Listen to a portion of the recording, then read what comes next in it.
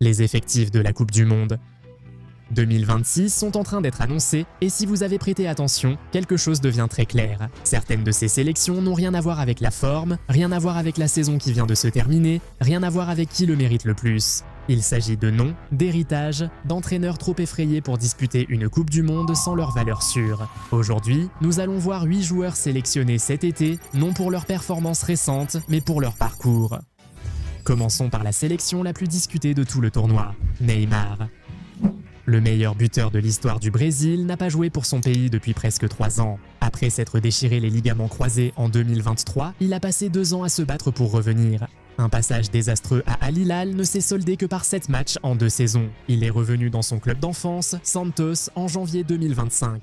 Et sa saison là-bas, 6 buts et 4 passes décisives en 15 apparitions s'est terminée par une défaite 3-0 contre Curitiba lors de sa dernière occasion de convaincre avant l'annonce de l'équipe. 2 jours après sa sélection pour la Coupe du Monde par Carlo Ancelotti, Neymar a eu un œdème au mollet à l'entraînement. L'équipe médicale du Brésil surveille son état. Ancelotti, qui avait affirmé n'appeler que des joueurs prêts physiquement, l'a quand même maintenu dans l'équipe.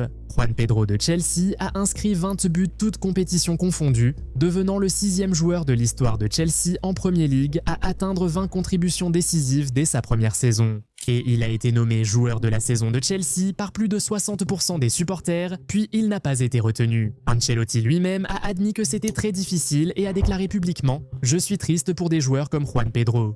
C'est l'entraîneur qui reconnaît l'injustice à voix haute. Même aujourd'hui, Neymar reste le visage du football brésilien, mais ce tournoi aurait dû être le moment où le Brésil confiait pleinement les clés à Vinicius et à sa génération. Au lieu de cela, dès que Neymar entre dans ce vestiaire, toute l'attention revient sur lui. Cela s'est produit à chaque grand tournoi auquel il a participé.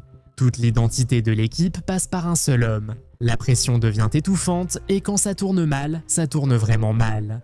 Pensez à 2014 ou au Qatar en 2022. Le Brésil a tendance à trop dépendre de Neymar au point de freiner le collectif. L'inclure maintenant risque de répéter exactement ce schéma, mais avec une version de Neymar qui a du mal à rester en forme pendant 90 minutes. Et puisque nous parlons de l'effectif du Brésil, Fabinho mérite d'être mentionné. L'ancien milieu de terrain de Liverpool est à Al Ittihad depuis 2023. La question n'est pas de savoir s'il a joué à un niveau d'élite. Ce n'est pas le cas. C'est plutôt de savoir si jouer en dehors du football européen devrait vraiment être une voie fiable pour intégrer une sélection brésilienne avec une telle profondeur. Sa mobilité déclinait déjà avant son départ de Liverpool, mais Ancelotti lui a néanmoins fait assez confiance pour le sélectionner. Le football de tournoi privilégie souvent les repères habituels plutôt que la forme du moment, et Fabinho profite toujours de la confiance de l'entraîneur. De l'extérieur, cela ressemble à un Brésil préférant le confort à l'évolution, surtout pour un milieu qui devrait logiquement se renouveler. Du Brésil à l'Allemagne, Julian Nagelsmann a vraiment stupéfié le monde du football.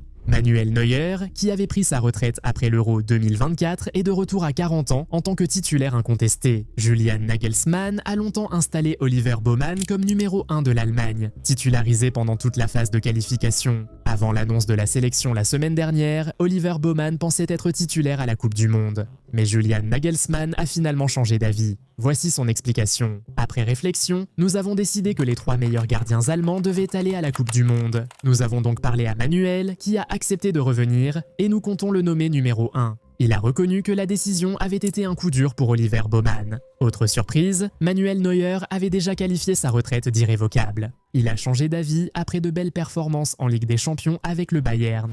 Mais la semaine de l'annonce, le club a indiqué qu'il devait se reposer à cause de douleurs au mollet gauche. Les sélections d'Oliver Baumann n'égalaient pas les 124 de Manuel Neuer. Ce n'est pas une logique footballistique, mais l'héritage qui prime. La loyauté de Julian Nagelsmann ne s'arrête pas là.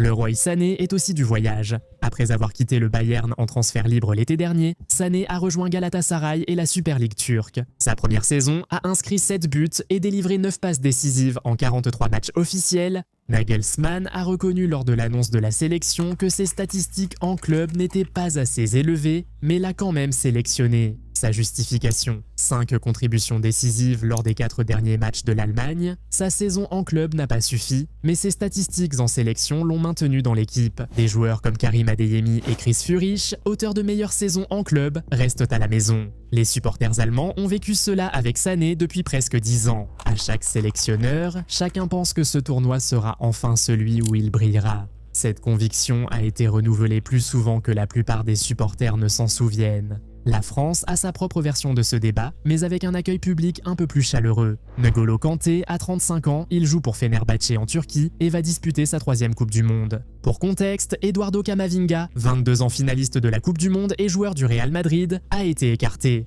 Deschamps a mentionné sa saison difficile à Madrid, marquée par les blessures. C'est compréhensible. Mais Kanté, qui évolue dans le même niveau de ligue européenne non élite que Sané, reçoit un verdict différent. Pourquoi ? Parce que Deschamps lui accorde une confiance unique pour ce poste de milieu défensif. La lecture du jeu de Kanté, sa capacité à casser le rythme et à protéger la défense sont véritablement irremplaçables dans le système de l'équipe de France. Le vainqueur de la Coupe du Monde 2018 apporte un atout unique dans ce groupe. Le reproche n'est pas qu'il soit inutile, mais que la France valorise un héritage alors que des jeunes attendent. Deschamps a confirmé que ce sera son dernier tournoi. Que Kanté s'avère être un coup de génie ou un adieu sentimental dépend entièrement de ce qui se passera lors du tournoi. La situation de la Suède avec Alexander Isak est différente des autres car ici, la réputation pourrait en fait être le bon choix. Isak a rejoint Liverpool pour 125 millions de livres sterling l'été dernier et a connu une première saison parmi les plus perturbées par les blessures qu'on puisse imaginer. Une jambe cassée, 8 titularisations en championnat et 4 buts toutes compétitions confondues.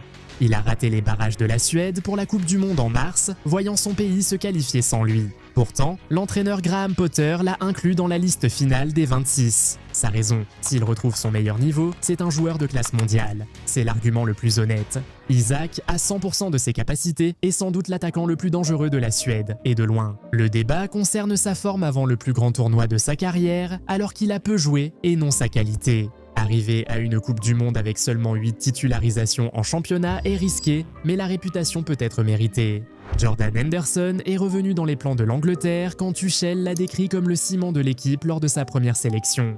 Henderson, aujourd'hui âgé de 35 ans et évoluant à Brentford, ne figurait même pas dans le groupe élargi de Gareth Southgate pour l'Euro 2024. Sa dernière sélection avec l'Angleterre avant l'arrivée de Tuchel remontait à novembre 2023. Pourtant, non seulement Tuchel l'a rappelé, mais Henderson a figuré dans chaque groupe depuis. Son cas repose sur son leadership, son expérience et sa présence dans le vestiaire. Selon la plupart, il est loin d'être le meilleur milieu anglais du moment. Avec Morgan Gibbs-White, Phil Foden, Cole Palmer et Adam Walton apparemment laissés de côté pour la sélection finale, l'Angleterre pourrait arriver à ce tournoi en sacrifiant la créativité au profit du caractère. Dans un tournoi où des moments de génie décident des matchs à élimination directe, c'est une décision sur laquelle Tuchel sera jugé sévèrement si cela tourne mal. Et puis, il y a Memo Ochoa, 40 ans qui joue actuellement pour l'AEK Limassol à Chypre et qui s'apprête à devenir l'un des très rares footballeurs de l'histoire à participer à 6 Coupes du Monde, rejoignant ainsi Messi et Ronaldo dans cette catégorie. Après le tournoi, Ochoa a confirmé qu'il prendra sa retraite du football définitivement. Ses arrêts légendaires contre le Brésil en 2014 et son arrêt sur pénalty contre Lewandowski en 2022 ont fait de lui une icône mondiale. Plus de 150 sélections avec le Mexique, mais il a 40 ans, il joue à Chypre et le Mexique co-organise ce tournoi. Les jeunes gardiens ont plus besoin de ces minutes. Honnêtement, le Mexique offre à une légende adorée ses adieux sur son propre sol. Cela ressemble moins à une sélection sportive qu'à une cérémonie, et il est franchement difficile de s'en offusquer. Et c'est tout l'intérêt. Les sélections pour la Coupe du Monde ne se font jamais uniquement au mérite. Les entraîneurs deviennent prudents, ils se tournent vers des noms en qui ils ont confiance, des joueurs dont la présence rassure dans un vestiaire sous pression. Les Juan Pedros, Cavamings et Adeyemis du monde en perdent le prix. Mais tant que le football aura des légendes, les tournois seront organisés pour les protéger, même lorsque les chiffres disent le contraire. Avons-nous oublié quelqu'un ? Dites-le nous en commentaire. Laissez un j'aime sur la vidéo si elle vous a plu et abonnez-vous à la chaîne. N'oubliez pas non plus d'activer les notifications pour ne rater aucune de nos nouvelles vidéos. À la prochaine. Salut!